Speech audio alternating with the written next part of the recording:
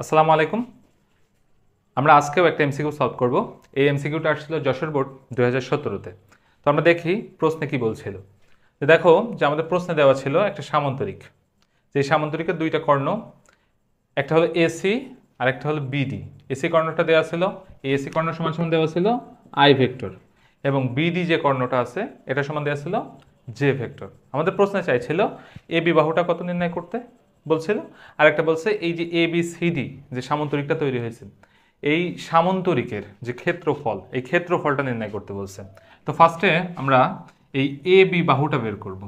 তো আমরা ছোট করে এটা একটু এঁকে নেই এই সাইডে। তাহলে এটা এ, এটা হলো মূল বিন্দু ও, আর এটা বি। সো এখানে একটু ভালো করে লক্ষ্য করলে দেখা যাচ্ছে যে এ থেকে সি ডিরেকশনটা দেওয়া আছে, অর্থাৎ এ থেকে ও এর যে ডিরেকশন সেটা হলো এটা। আবার বি থেকে ডি এই ডিরেকশনটাও দেওয়া আছে, অর্থাৎ এইটা ডিরেকশন এইদিকে। এবং আমাদের কোশ্চেনে চাইছে এ বি ভেক্টরের সঠিক রূপ কোনটি। তাহলে এখান থেকে বোঝা যাচ্ছে যে এ বি এটা ডিরেকশন এইদিকে, অর্থাৎ আমরা তিনটা ডিরেকশন জানছি। এখন এই বাহুগুলা কত সেটা জানতে হবে। তো দেখো এই যে সামান্তরিকের এই যে কর্ণটা, এসি কর্ণটা, এইটা আই দেওয়া আছে, আর এইটার অর্ধেক হলো এও, অর্থাৎ আমরা এই যে এও বাহু যেটা আছে এটাকে বলতেছি হাফ আই। আর এই যে বিও আছে এটা আবার জে এর অর্ধেক। এখানে যে বাহুটা আছে বিডি যেটা, তার অর্ধেক হলো বিও, অর্থাৎ এটা হাফ জে। সো এটা খুব সহজেই সমাধান করা যায় ত্রিভুজ সূত্র দিয়ে। ত্রিভুজের নিয়মটা কি ছিল, যে দুইটা একই দিকে যাবে তাদের যোগফলের সমান হবে বিপরীত দিকেরটা।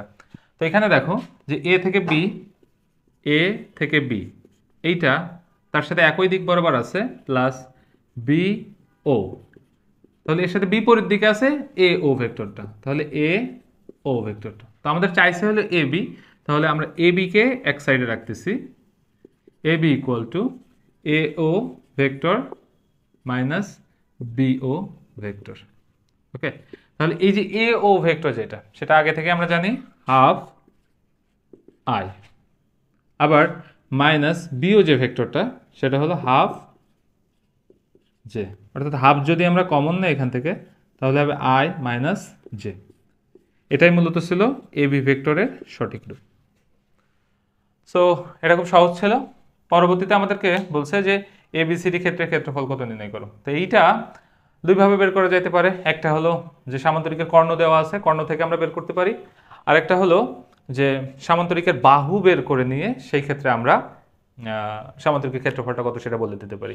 সো দেখো এখানে একটা বাহু অলরেডি আমরা জানি এ বি বাহু, আর একটা বাহু হলো বিসি বাহু। তো প্রথমে আমি তোমাদের দেখাবো যে কর্ণ দিয়ে আমরা কিভাবে বের করতে পারি, দেন আমি দেখাবো যে তুমি সামান্তরিকের বাহু দিয়ে কিভাবে বের করতে পারো। তো আমি এটা একটু লিখে রাখতেছি। আমরা যে বাহুটা পেয়েছি এই জায়গায়, এই বাহুটা হলো এ বি বাহুটা half I minus J. Okay, এটা রাখলাম এখানে। সো এরপরে আমরা আসলে ফার্স্টে দেখি যে কর্ণ দিয়ে কিভাবে ক্ষেত্রফলটা বের করা যায়। সো দেখো এখানে যে কর্ণটা আছে একটা হলো এসি কর্ণ, এসি এই কর্ণ, এসি ইকুয়াল টু আই দেওয়া আছে, আরেকটা কর্ণ আছে বি ডি কর্ণ, এই কর্ণটা দেওয়া আছে জে। আমরা ক্রস গুণনের যে সূত্র পড়ছিলাম সেই সূত্রের ওখানে আমরা শিখছিলাম যে কোনো একটা সামান্তরিকের যে ক্ষেত্রফলটা সমান সমান হলো যদি কর্ণ দেওয়া থাকে হাফ ইন্টু এ ক্রস বি, অর্থাৎ এসি ক্রস বিডি। এই ফর্মুলা থেকে আমরা সহজে বের করতে পারবো। সো যেহেতু যশোর বোর্ডের কোয়েশ্চেন ছিল, এটা একটু কনসেপচুয়াল ছিল, 17 সাল, I J K vector cross গুণনের নিয়ম, সামনে একটা হাফ আছে। সো এখানে দেখতে পাবে আই সহগ 1, জে সহগ 0, কে সহগ 0। আবার বিডি যেটা বলছে সেটা হলো 0, জে সহগ 1, কে ইকুয়াল টু এখানে 0।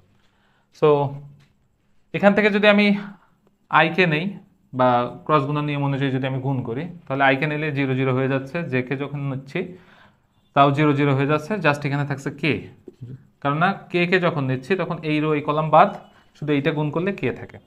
অর্থাৎ এইটার যদি আমি মডুলাস করি হাফ, তাহলে কে এর মডুলাস করলে শুধুমাত্র 1 থাকে, তাহলে অ্যান্সারটা হলো হাফ। এই ক্ষেত্রে যে ক্ষেত্রফল, এই ক্ষেত্রফলটা হলো হাফ। সো এটা ছিল একটা পদ্ধতি যেটা হলো কর্ণ থেকে বের করা যায়।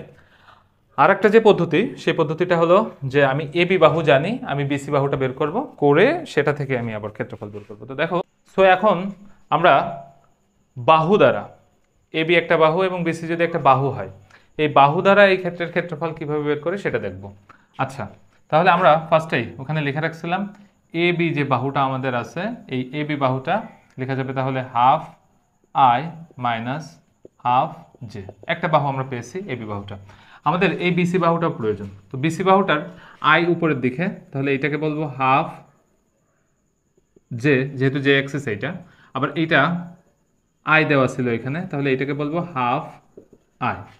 অর্থাৎ এখানেও সেম ত্রিভুজ ল আপনারা যদি অ্যাপ্লাই করি, তাহলে বিও যোগ ওসি, বিও যোগ ওসি সমান সমান হবে বিসি। তাহলে বিও কত হবে এখানে? হাফ জে, এবং ওসি কত হবে এখানে? Half I equal to BC. অর্থাৎ আমরা বিসি বাহুটা পেয়ে গেছি, আমাদের কাছে এবি বাহু আছে। তো সেই ক্ষেত্রে আমাদের সামান্তরিকের ক্ষেত্রফলের সূত্র ছিল ক্ষেত্রফল। ক্ষেত্রফল সমান সমান সিম্পলি হলে এ ক্রস বি মডুলাস অফ, তাহলে এ বি ক্রস বিসি। ওকে, তাহলে আই জে কে, এ বির ক্ষেত্রে হাফ মাইনাস হাফ জিরো, এবং বিসি যেটা আছে সেটার ক্ষেত্রে হাফ হাফ জিরো। এখন যদি এখানে আমি গুণ করি, তাহলে আই কে যখন নিচ্ছি জিরো জিরো হয়ে যাচ্ছে, জে কে যখন নিচ্ছি জিরো জিরো হয়ে যাচ্ছে, শুধু থাকছে কে এর সহগ। তাহলে কে কে যখন নিচ্ছি তাহলে হাফ হাফ গুণ করলে হয় 1/4, মাইনাসে মাইনাসে প্লাস 1/4। তাহলে এখানে থাকছে আমার টোটাল 1/4 1/4, লসাগু করলে হয় 1/2, তাহলে হাফ কে। তাহলে হাফ কে এটার যদি মডুলাস নেই তাহলে √2² দিলে মোটামুটি সেটা থাকে আমাদের হাফ। তাহলে এইটাই হলো অ্যান্সার। তো আগেও আসছিল হাফ, এখন আসছে কত? হাফ। ঠিক আছে, ধন্যবাদ সবাইকে।